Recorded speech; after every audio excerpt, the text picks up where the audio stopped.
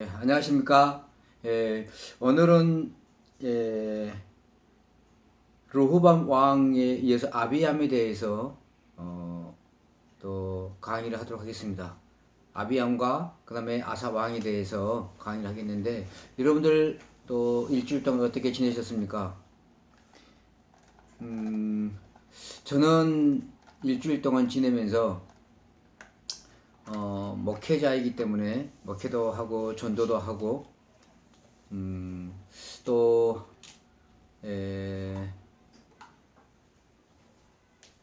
개인적인 어떤 그런 내 일도 보고 또 목사님들과 함께 또 교제하면서 그런 시간을 보냈습니다. 여러분들은 동영상 강의를 들으면서 저뿐만 아니라 또 다른 과목도 들으면서 굉장히 힘드시죠?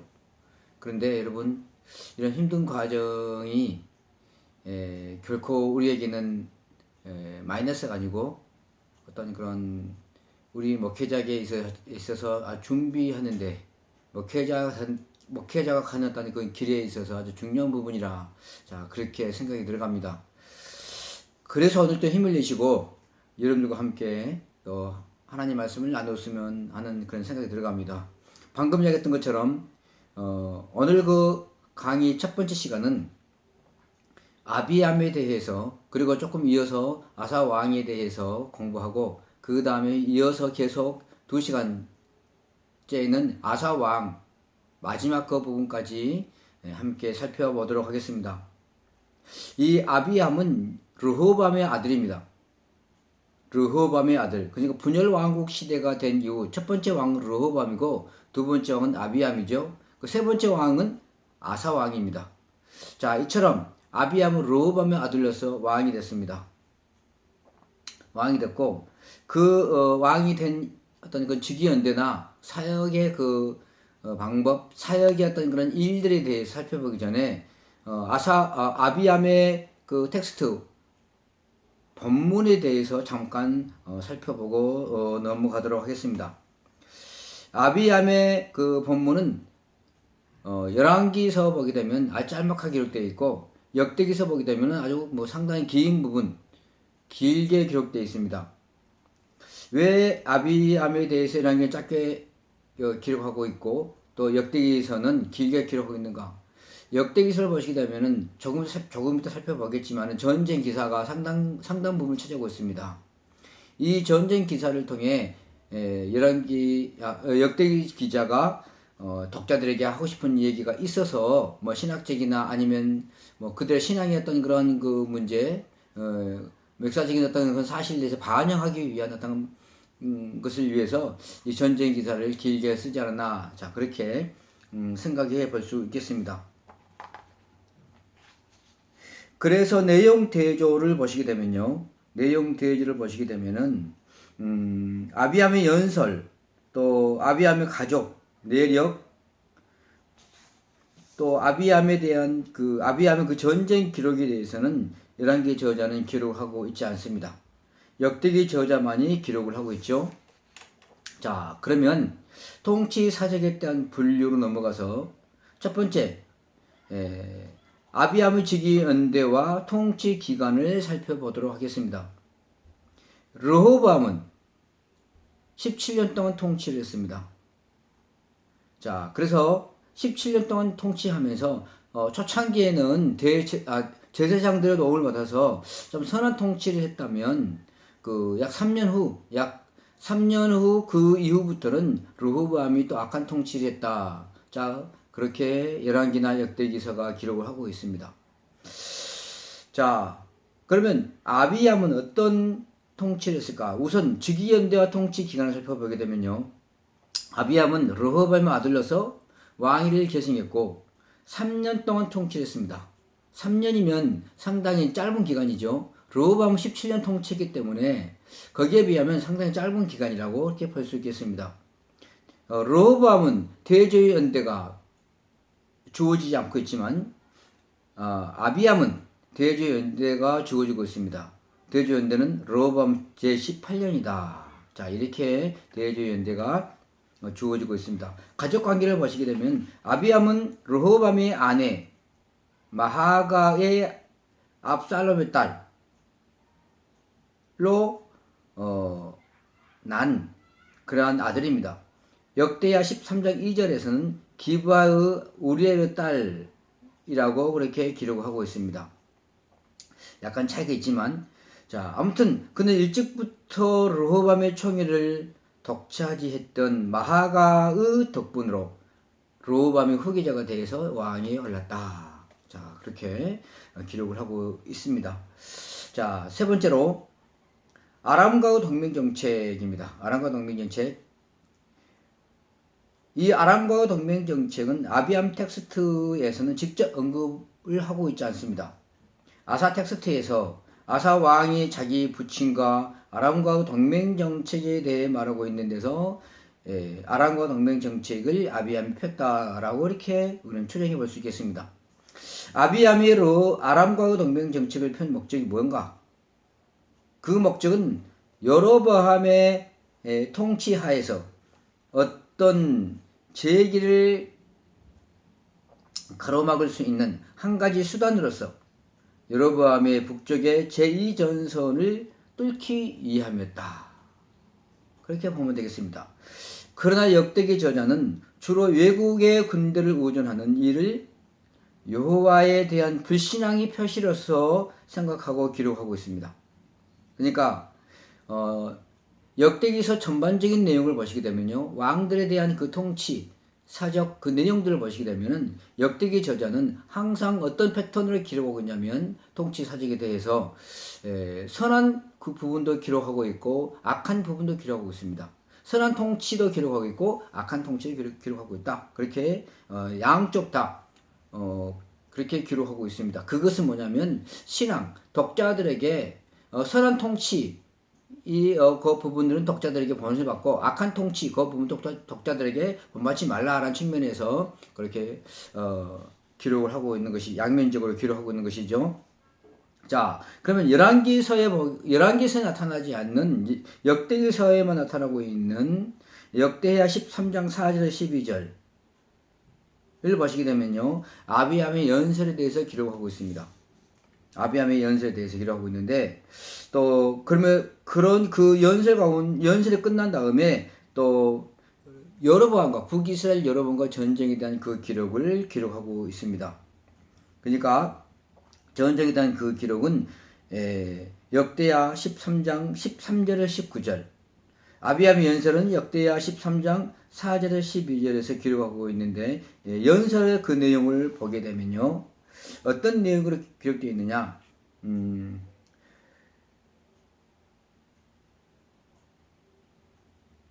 그 전쟁 기사를 기록하면서 역대기 저자가 이 전쟁 기사를 어디에서 가져왔는가라고 하는 것입니다. 어디에서 가져왔는가? 그래서 특수자료에서 가져왔다. 자, 그렇게 저는 생각합니다.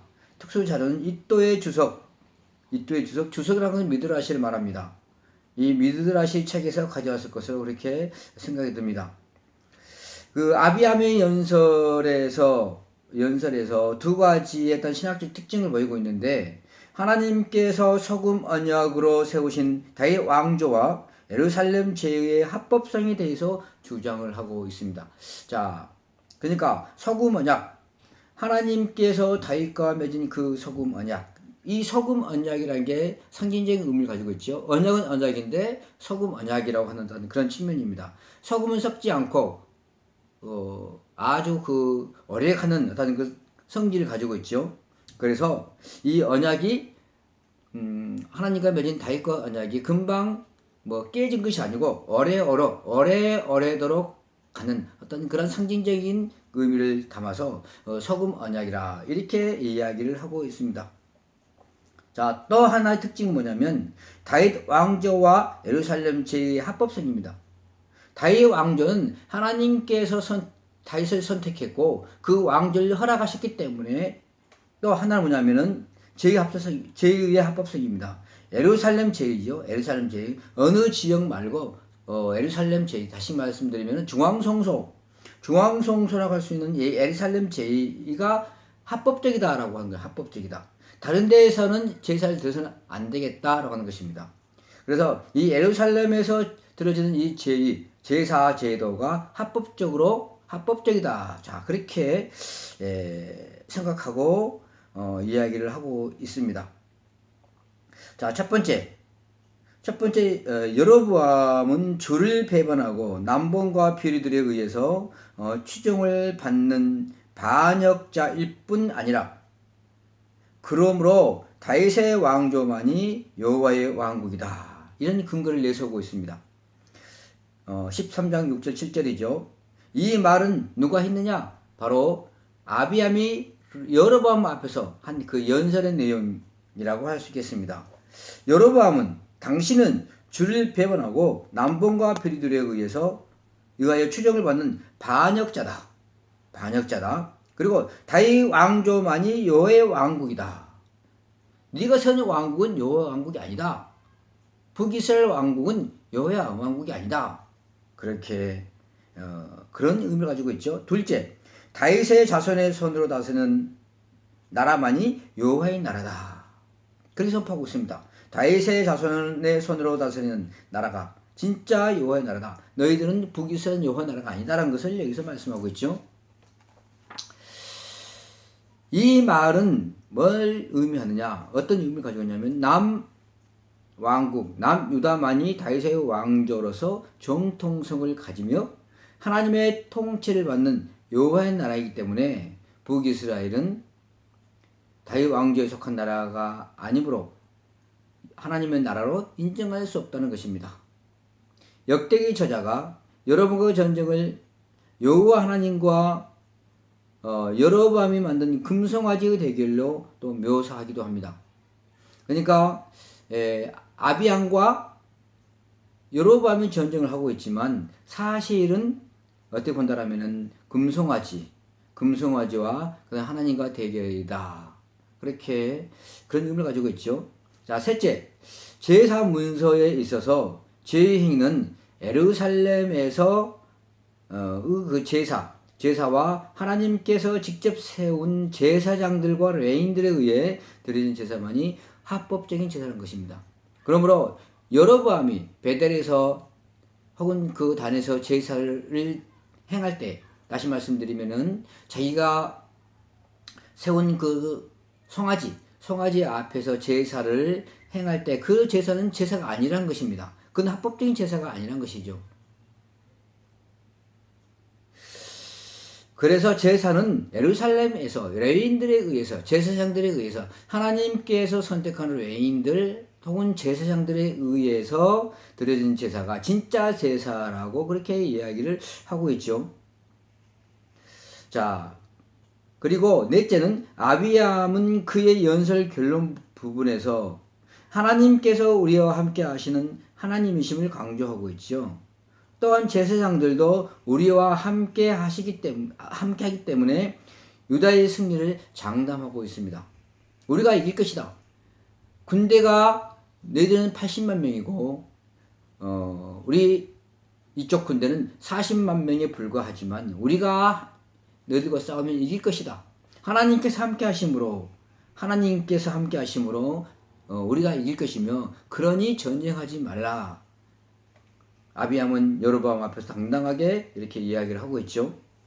그래서 너희 열조의 하나님 여호와와 싸우지 말라. 너희가 형통치 못하리라. 그렇게 이야기를 하고 있습니다.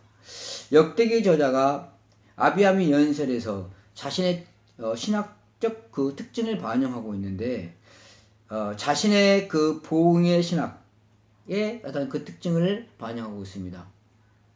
아자브 역대기 저자의 신학적 특징 중에 아자브라는 그 용어, 또 저버리다라는 용어 특징 중에 이런 용어들이 많이 사용되는데 즉각적인 보응의 신학에서 또 이런 용어들이 많이 사용되기도 합니다. 즉각적인 보응의 신학이라는 것은 뭐냐면은 바로 지금 왕이나 또 유다 이스라엘 백성들이 범죄하면 바로 하나님께 참지 아니하시고 그 즉시 축복하거나 아니면 하나님께서 심판하거나 징벌을 내리신다는 어떤 그런 신학을 의미합니다. 자, 그래서 아자브나 혹시는 그 저버리다. 자, 아자브란 말이 저버리다는 뜻이죠. 자, 그래서 이러한 용어들이 많이 등장하는 걸 보게 되면 역대기 저자는 아비암의 그 연설에서 즉각적인 그 신학적 특징을 보이고 있습니다. 두 번째, 제의적 의무에 관한 목록을 살펴보고 제의적 의무에 관한 목록을 살펴보고 있는데 여기서 보시게 되면은 포로 후기 시대의 제의의 중요성과 공동체의 어떤 확신을 반영하고 있다. 포로 후기 시대 이 제의의 중요성에 대해서 정말 강조해도 부족함이 없죠. 이스라엘 백성들이 아니 유다 백성들이 바벨론 포로 돌아와 가지고 나라를 다시 세우고 살아감에 있어서 가장 그들의 중요한 부분이 하나님에 대한 믿음입니다. 제사죠.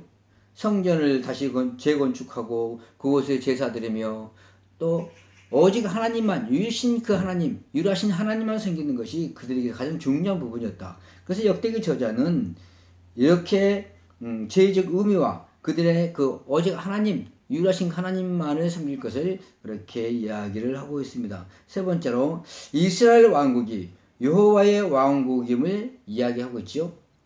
이스라엘 왕국이 여호와의 왕국. 여기서 이스라엘 왕국이라는 게 뭐냐면은 그 북이스라엘을 말하는 것이 아니고 사실은 남유다를 의미하는 것이죠. 자, 그러므로 아비암의 연설이 가지는 그 신학적 관심사가 뭐냐?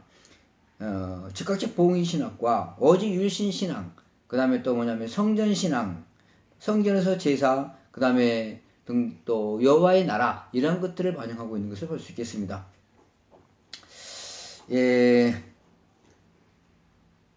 다섯 번째 전쟁에 대해서 살펴보면요.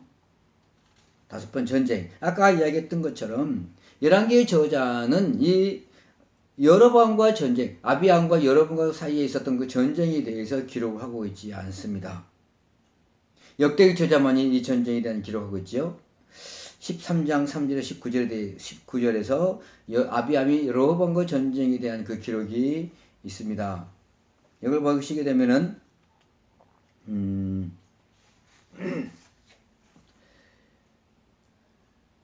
전쟁에 참여한 유다의 군대 수는 40만 명이고 또 북이스라엘 여로보암의 군대는 80만 명입니다. 그러니까 배가 더 많죠. 여로보암의 군대가 이렇게 배가 많았다 라고 하는 것은 아비암의 군대보다 훨씬 강하다라고 하는 것입니다. 훨씬 강하다. 전쟁은 어디에서 벌어졌느냐? 베델에서 겨우 약 한 2-3km 떨어진 스마라임 산에서 벌어졌습니다. 스마라임 산, 에브라임 산지 스마라임 산. 자, 이 스마라임 산에서 벌어졌는데 이 스마라임 산은 쉽게 말씀드리면은 북이스라엘과 남유다의 경계선을 이루고 있는 산이라. 자, 그렇게 보면 되겠습니다. 방금 이야기했던 것처럼 군대 숫자로 본다면 유다의 군대는 여로보암 군대와 어떻게 대적할 수 없는 그런 아주 적은 군대입니다. 그러니 군대 숫자를 본다면 당연히 군대가 약하기 때문에 패할 수밖에 없죠.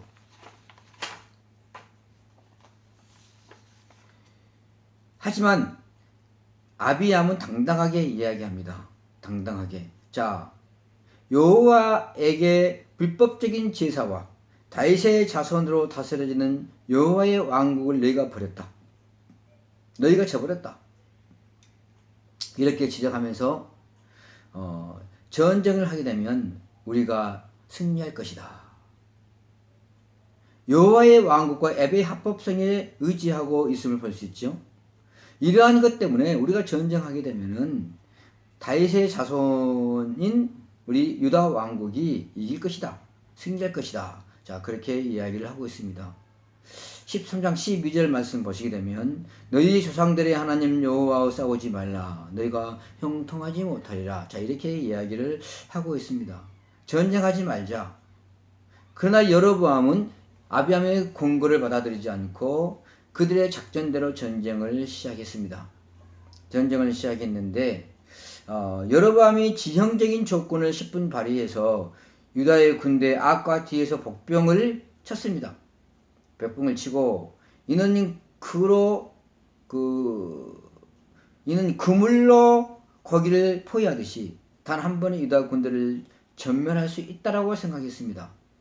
그리고 승리할 수 있을 것이라고 생각하고 작전을 그렇게 세웠는데 또 아비아면 군대 위협적인 어떤 그런 부분들을 위협하면서 그렇게 전술을 작전을 폈는데 그들의 어떤 그런 작전은 실패로 돌아갔습니다.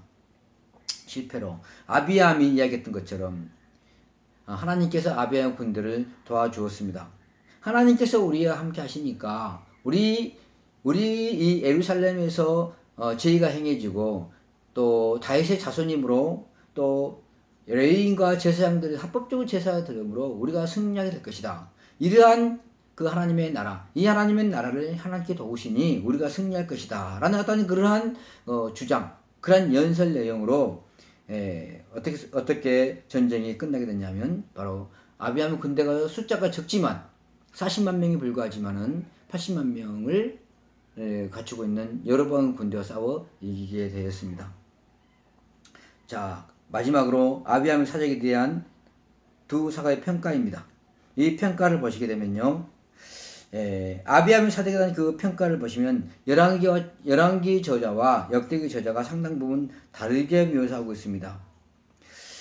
아비암이 그의 아버지가 이미 행한 모든 죄를 행하고 그의 마음이 그의 조상 다윗의 마음과 같이 아니하여 그의 하나님 여호와 앞에 온전하지 못하였다. 열왕기 저자는 이렇게 평가를 내리고 있습니다. 다시 말씀드리면은 악한 왕이었다라고 그렇게 할 수도 있겠죠. 근데 역대기 저자는 보시게 되면 전반적인 역대기 저자의 그 기록물을 보시게 되면은 이 아비암 매우 신앙이 좋은 왕으로 묘사되고 있고 또 다윗 왕조의 그 합법적인 왕임을 역대기 저자는 이야기를 하고 있다라고 이렇게 볼 수 있겠습니다. 자, 다음으로 아사 왕에 대해서 살펴보도록 하겠습니다. 아사 왕의 그 본문은 열왕기상 15장 9절 24절 32절 역대하 14장 1절에서 16장 14절에서 기록을 하고 있습니다. 자, 보시게 되면은 열왕기상 15장 9절에서 24절 그 32절 이것밖에 되지 않지만 역대하를 보시게 되면 14장, 15장, 16장에 걸쳐서 3장에 걸쳐서 상당 부분 할애하고 있습니다. 자세하게 기록하고 있죠. 자, 본문 구조 분석과 대조를 보시게 되면요, 그 표를 한번 보도록 해서 내용 대조 표를 보시게 되면 10년 동안 평화를 누렸다라는 기록이 있습니다. 열왕기 저자는 이 부분을 기록하고 있지 않습니다. 역대기 저자만 기록하고 있고